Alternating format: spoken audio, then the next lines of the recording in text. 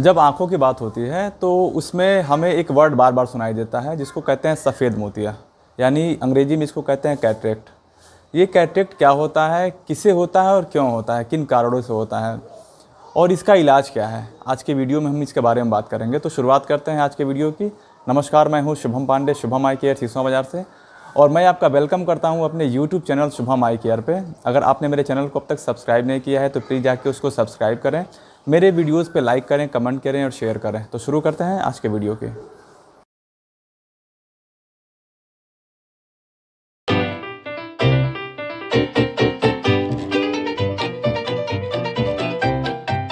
सफ़ेद मोतिया का मतलब ये होता है कि हमारी आंखों में जो लेंस होता है वो वाइट हो जाता है, उसमें ओपेसिटी आ जाती है, उसमें क्लाउडीनेस आ जाता है।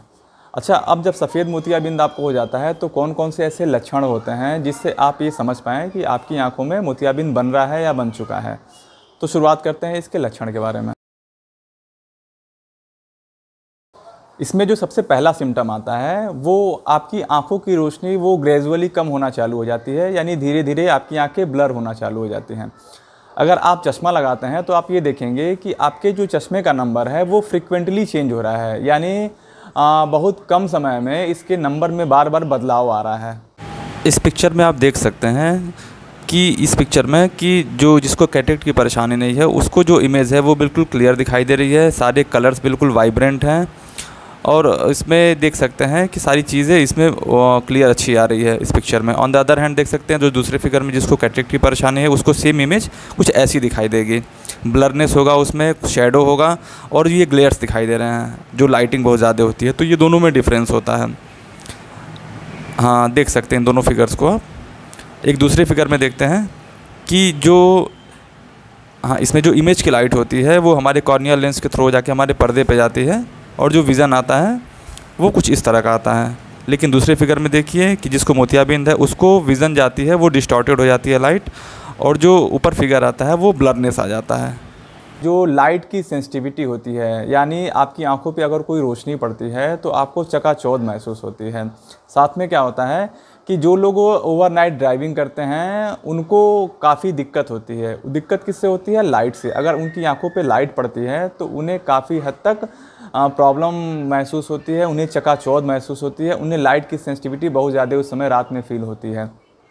एक चीज़ और होता है, कलर्ड हेलोज दिखते हैं। कलर्ड हेलोज मतलब ये हुआ कि जब आप बल्ब की तरफ देखेंगे तो आपको बल्ब के चारों तरफ एक सर्कुलर रिंग दिखाई देगा, वो चमक टाइप का दिखाई देता है।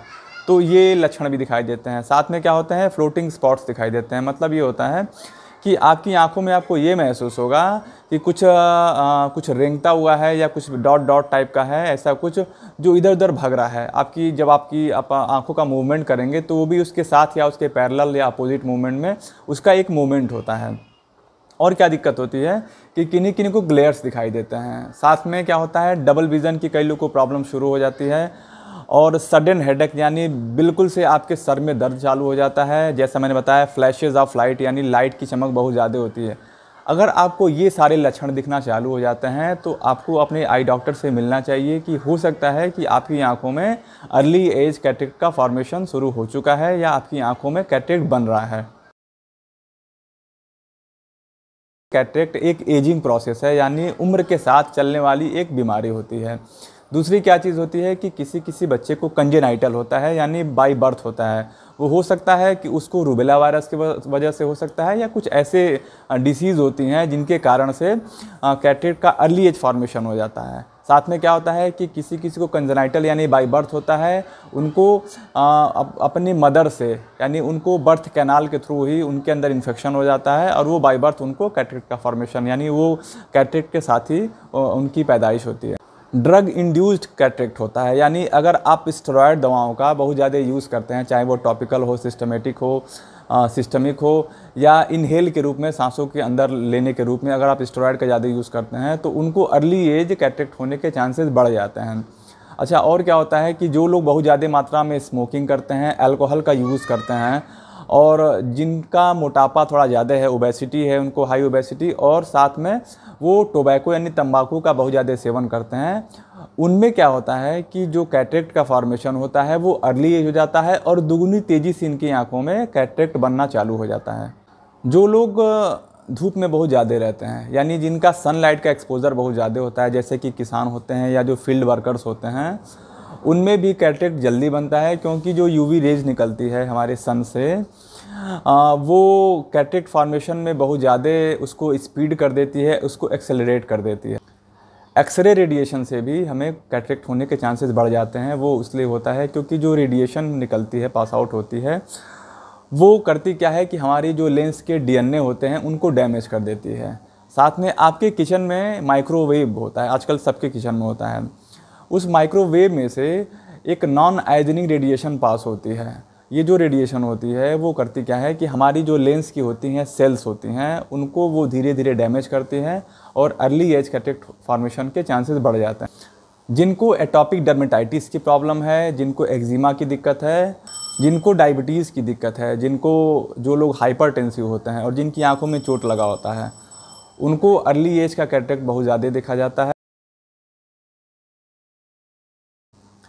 अब आप एक बात ये समझ लीजिए कि अगर आपकी आंखों में मोतियाबिंद बन चुका है, पक चुका है, तो इसका जो सिर्फ़ और सिर्फ एक इलाज है वो होता है सीधा इसका ऑपरेशन।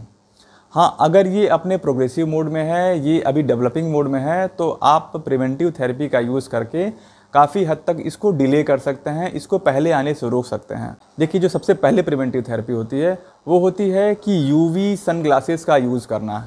स्पेशली जो लोग बाहर बहुत ज़्यादा रहते हैं उनको यूवी सन ग्लासेस बहुत ज़्यादा यूज़ करना चाहिए, ये साइंटिफिक प्रूवन है। जो लोग स्मोकिंग बहुत ज़्यादा करते हैं, अल्कोहल का यूज़ बहुत ज़्यादा करते हैं, साथ में टोबैको का भी बहुत ज़्यादा यूज़ करते हैं, उनको अपनी इंटेंसिटी कम कर देनी है, यानी इन सब का सेवन काफ़ी हद तक अपने कंट्रोल में कर लेना है।